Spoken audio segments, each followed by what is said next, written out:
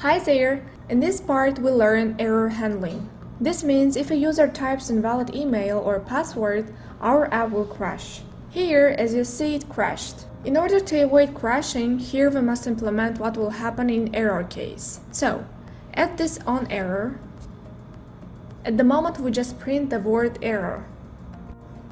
But the app is again crashed. I did it on purpose, because it may happen with many of learners. This crash happened because we haven't saved the changes in the file yet. This white circle means it's not saved. So, let's save it and hot restart again. Type invalid email and password. Press the login button.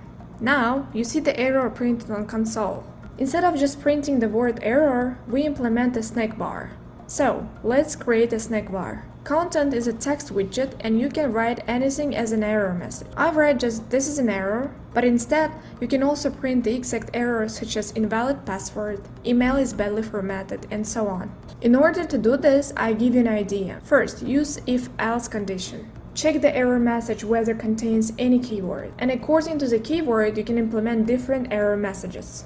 This is just my idea, but you do it with better way. So, let's continue. Give a style for the error as you want, and here you can implement snack bar background color. I made it red. In order to see the snack bar on screen, we use scaffold messenger, dot of context, dot show snack bar. Let's test it.